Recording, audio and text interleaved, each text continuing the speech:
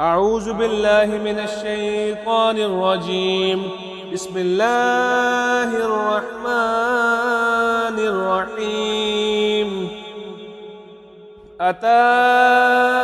أمر الله فلا تستعجلوه سبحانه وتعالى عما يشركون. ينزل الملائكة بالروح من أمره على من يشاء من عباده أن أنذروا أنه لا إله إلا أنا فاتقون. خلق السماوات والأرض بالحق تعالى عما يشركون. خلق الإنسان من نطفة فإذا هو خصيم مبين. والأنعام خلقها لكم فيها دفء ومنافع ومنها تأكلون ولكم فيها جمال حين تريحون وحين تسرحون. وتحمل أثقالكم إلى بلد لم تكونوا بالغيه إلا بشق الأنفس إن ربكم لرؤوف رحيم. والخيل والبغال والحمير لتركبوها وزينة ويخلق ما لا تعلمون. وعلى الله قصد السبيل ومنها جائر ولو شاء لهداكم أجمعين. هو الذي أنزل من السماء ماء لكم منه شراب ومنه شجر فيه تسيمون. ينبت لكم به الزرع والزيتون والنخيل والأعناب ومن كل الثمرات إن في ذلك لآية لقوم يتفكرون. وسخر لكم الليل والنهار والشمس والقمر والنجوم مسخرات بأمره إن في ذلك لآيات لقوم يعقلون. وما زرع لكم في الأرض مختلفا ألوانه إن في ذلك لآية لقوم يذكرون. وهو الذي سخر البحر لتأكلوا منه لحما طريا وتستخرجوا منه حلية تلبسونها وترى الفلك مواخر فيه ولتبتغوا من فضله ولعلكم تشكرون. وألقى في الأرض رواسي أن تميد بكم وأنهارا وسبلا لعلكم تهتدون. وعلامات وبالنجم هم يهتدون. أفمن يخلق كمن لا يخلق أفلا تذكرون. وإن تعدوا نعمة الله لا تحصوها إن الله لغفور رحيم. والله يعلم ما تسرون وما تعلنون. والذين يدعون من دون الله لا يخلقون شيئا وهم يخلقون أموات غير أحياء وما يشعرون أيان يبعثون. إلهكم إله واحد فالذين لا يؤمنون بالآخرة قلوبهم منكرة وهم مستكبرون. لا جرم أن الله يعلم ما يسرون وما يعلنون إنه لا يحب المستكبرين. وإذا قيل لهم ماذا أنزل ربكم قالوا أساطير الأولين ليحملوا أوزارهم كاملة يوم القيامة ومن أوزار الذين يضلونهم بغير علم على ساء ما يزرون. قد مكر الذين من قبلهم فأتى الله بنيانهم من القواعد فخر عليهم السقف من فوقهم وأتاهم العذاب من حيث لا يشعرون. ثم يوم القيامة يخزيهم ويقول أين شركائي الذين كنتم تشاقون فيهم قال الذين أوتوا العلم إن الخزي اليوم والسوء على الكافرين الذين تتوفاهم الملائكة ظالمي أنفسهم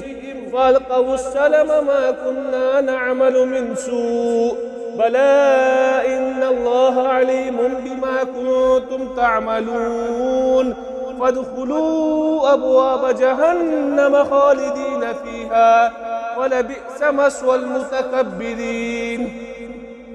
وقيل للذين اتقوا ماذا أنزل ربكم قالوا خيرا للذين أحسنوا في هذه الدنيا حسنة ولدار الآخرة خير ولنعم دار المتقين جنات عدن يدخلونها تجري من تحتها الأنهار لهم فيها ما يشاءون كذلك يجزي الله المتقين الذين تتوفاهم الملائكة طيبين يقولون سلام عليكم ادخلوا الجنة بما كنتم تعملون هل ينظرون إلا أن تأتيهم الملائكة أو يأتي أمر ربك كذلك فعل الذين من قبلهم وما ظلمهم الله ولكن كانوا أنفسهم يظلمون فأصابهم سيئات ما عملوا وحاق بهم ما كانوا به يستهزئون. وقال الذين أشركوا لو شاء الله ما عبدنا من دونه من شيء نحن ولا آباؤنا ولا حرمنا من دونه من شيء كذلك فعل الذين من قبلهم فهل على الرسل إلا البلاغ المبين ولقد بعثنا في كل أمة رسولا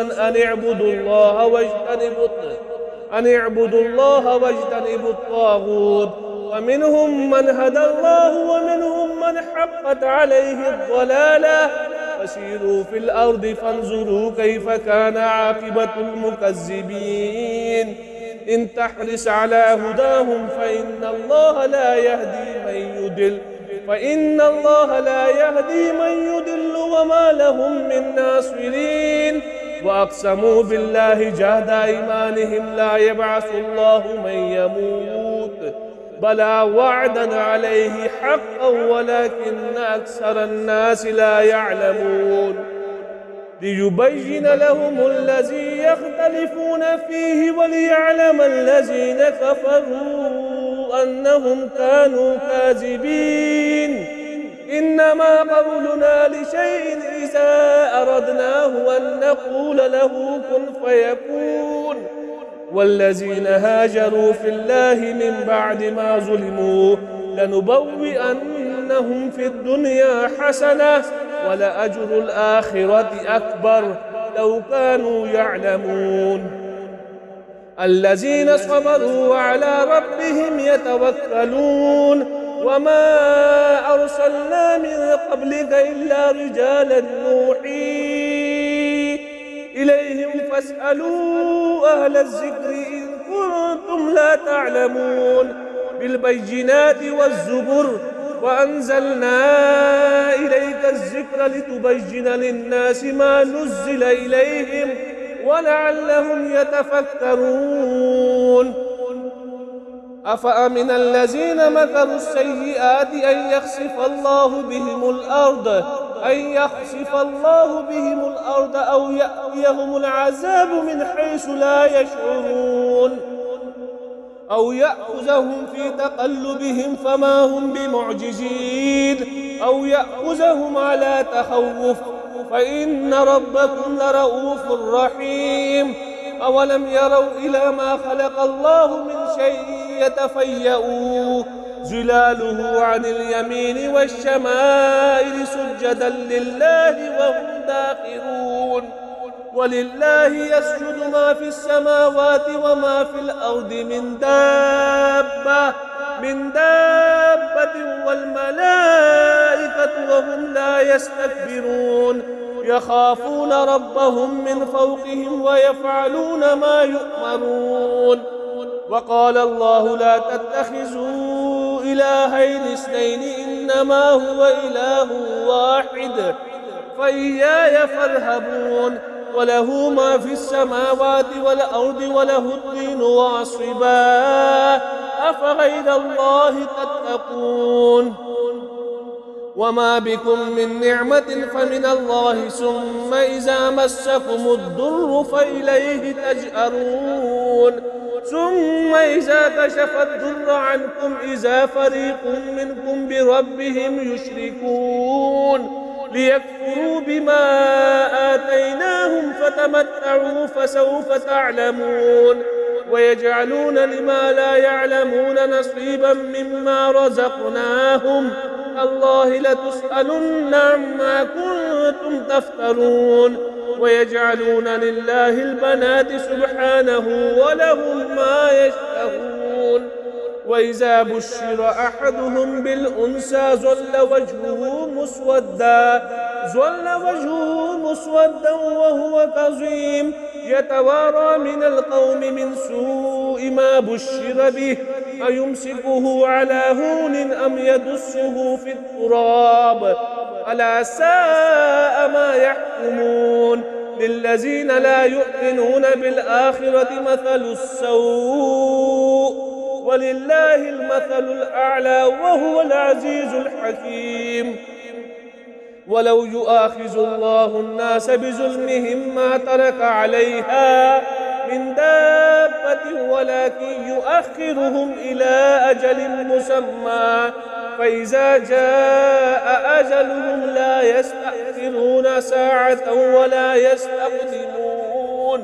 لا يستأخرون ساعة ولا يستقدمون ويجعلون لله ما يكرهون وتصف ألسنتهم الكذب أن لهم الحسنى لا جرم أن لهم النار وأنهم مفرطون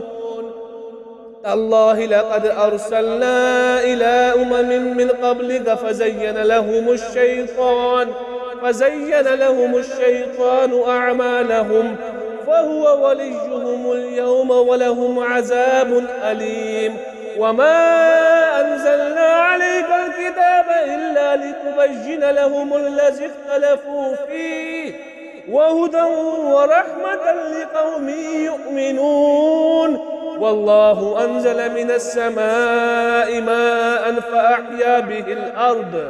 فأحيا به الأرض بعد موتها إن في ذلك لآية لقوم يسمعون وإن لكم في الأنعام لعبرة نسقيكم مما في بطونه من بين فرث ودم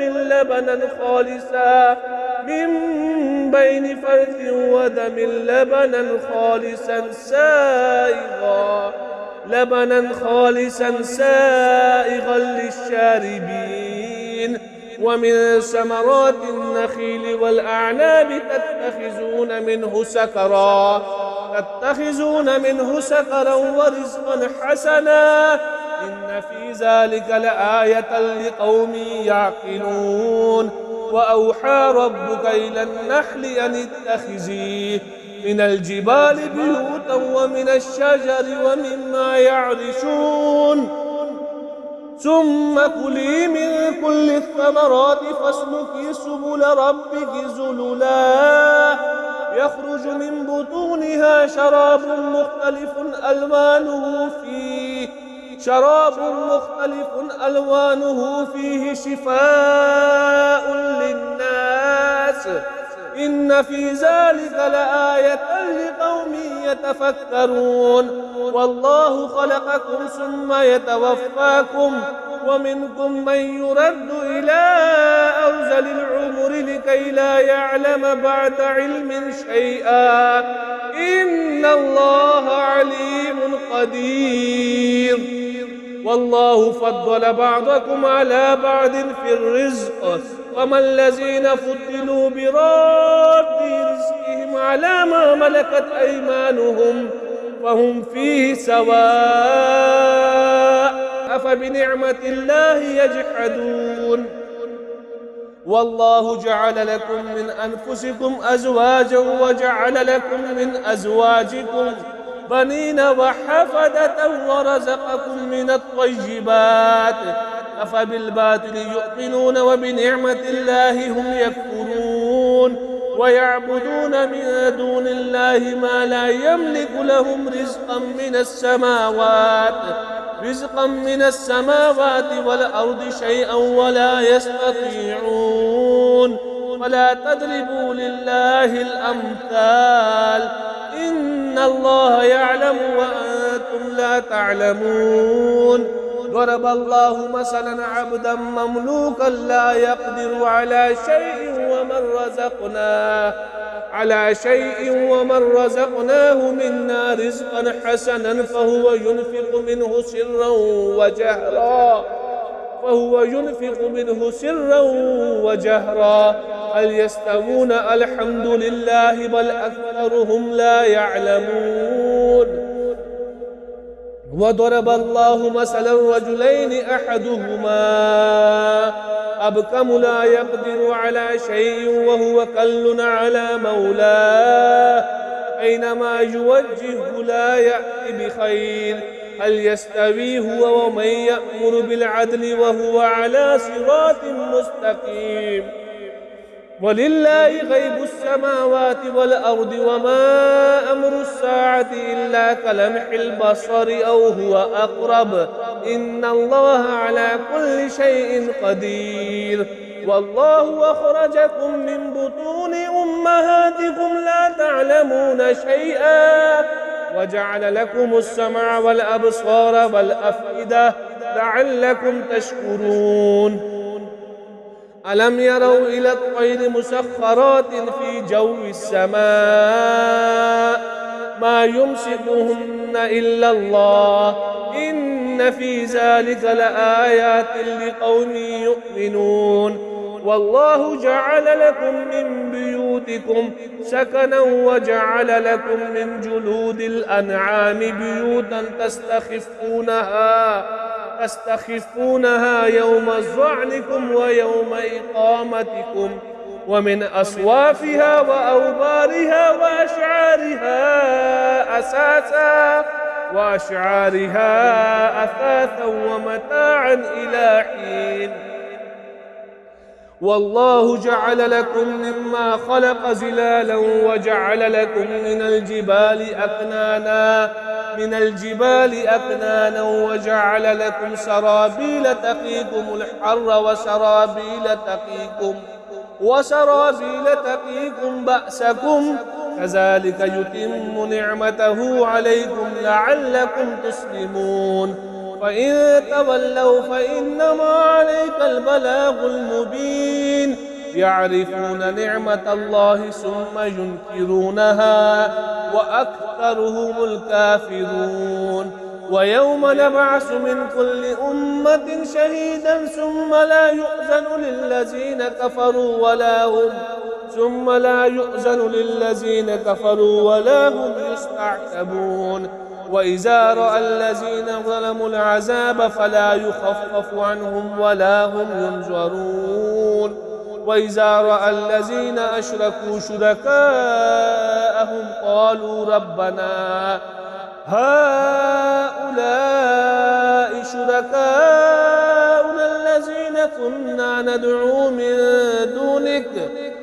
فألقوا إليهم القول إنكم لكاذبون وألقوا إلى الله يومئذ السلم وضل عنهم ما كانوا يفترون الذين كفروا وصدوا عن سبيل الله زدناهم عذابا فوق العذاب بما كانوا يفسدون ويوم نبعث في كل أمة شهيدا عليهم من أنفسهم وجئنا بك شهيدا على هؤلاء ونزلنا عليك الكتاب تبيانا لكل شيء وهدى ورحمة وبشرى للمسلمين إن الله يأمر بالعدل والإحسان وإيتاء ذي القربى وينهى عن الفحشاء والمنكر والبغي يعظكم لعلكم تذكرون وأوفوا بعهد الله إذا عاهدتم ولا تنقضوا الأيمان بعد توكيدها وقد جعلتم الله عليكم كفيلا إن الله يعلم ما تفعلون ولا تكونوا كالتي غزت غزلها من بعد قوة أنكاسا تتخذون أيمانكم دخلا بينكم أن تكون أمة هي أربى من أمة إنما يبلوكم الله به وليبينن لكم يوم القيامة ما كنتم فيه تختلفون ولو شاء الله لجعلكم أمة واحدة ولكن يدل من يشاء ويهدي من يشاء ولتسألن عما كنتم تعملون ولا تتخذوا أيمانكم دخلا بينكم فتزل قدم بعد ثبوتها وتذوقوا السوء بما صددتم عن سبيل الله ولكم عذاب عظيم ولا تشتروا بعهد الله ثمنا قليلا إنما عند الله هو خير لكم إن كنتم تعلمون ما عندكم ينفد وما عند الله باق ولنجزين الذين صبروا أجرهم بأحسن ما كانوا يعملون من عمل صالحا من ذكر أو أنثى وهو مؤمن فلنحيينه حياة طيبة ولنجزينهم أجرهم بأحسن ما كانوا يعملون فإذا قرأت القرآن فاستعذ بالله من الشيطان الرجيم إنه ليس له سلطان على الذين آمنوا وعلى ربهم يتوكلون إنما سلطانه على الذين يتولونه والذين هم به مشركون وإذا بدلنا آية مكان آية والله أعلم بما ينزل قالوا إنما أنت مفتر بل أكثرهم لا يعلمون قل نزله روح القدس من ربك بالحق ليثبت الذين آمنوا وهدى وبشرى للمسلمين ولقد نعلم أنهم يقولون إنما يعلمه بشر لسان الذي يلحدون إليه أعجمي وهذا لسان عربي مبين إن الذين لا يؤمنون بآيات الله لا يهديهم الله ولهم عذاب أليم إنما يفتر الكذب الذين لا يؤمنون بآيات الله وأولئك هم الكاذبون من كفر بالله من بعد إيمانه إلا من أكره وقلبه مطمئن بالإيمان ولكن من شرح بالكفر صدرا فعليهم غضب من الله ولهم عذاب عظيم ذلك بأنه مستحب الحياة الدنيا على الآخرة وأن الله لا يهدي القوم الكافرين أولئك الذين طبع الله على قلوبهم وسمعهم وأبصارهم وأولئك هم الغافلون لا جرم أنهم في الآخرة هم الخاسرون ثم إن ربك للذين هاجروا من بعد ما فتنوا ثم جاهدوا وصبروا إن ربك من بعدها لغفور رحيم يوم تأتي كل نفس تجادل عن نفسها وتوفى كل نفس ما عملت وهم لا يظلمون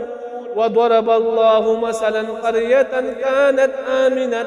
مطمئنة يأتيها رزقها رغدا من كل مكان فكفرت بأنعم الله فأذاقها الله لباس الجوع والخوف بما كانوا يصنعون ولقد جاءهم رسول منه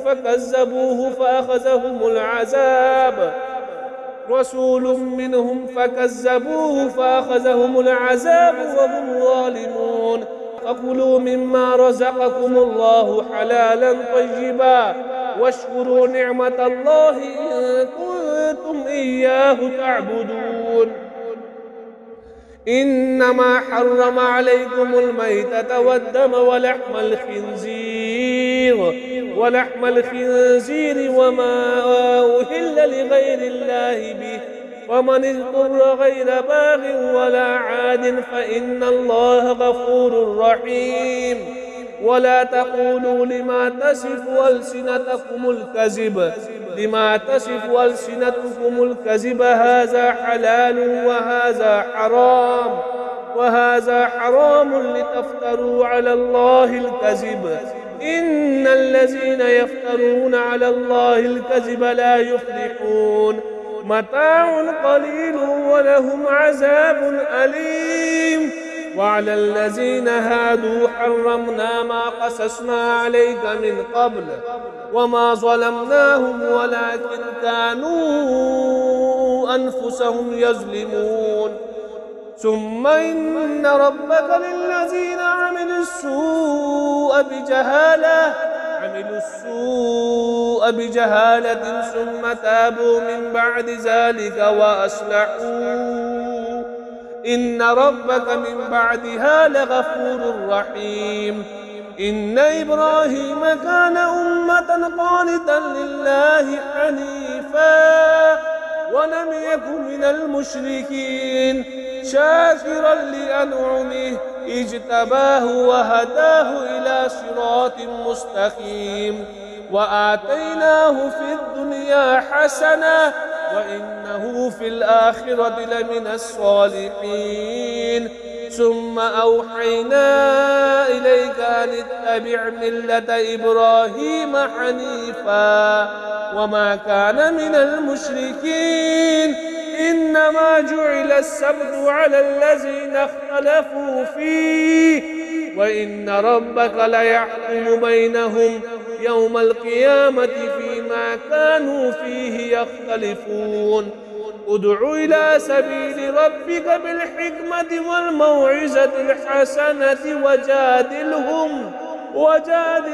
بالتي هي أحسن إن ربك هو أعلم بمن ضل عن سبيله وهو أعلم بالمهتدين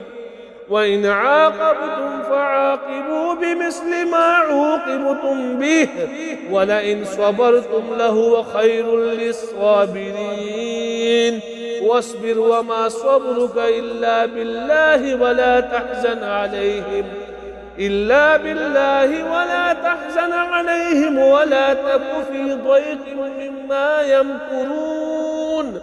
إن الله مع الذين اتقوا والذين هم محسنون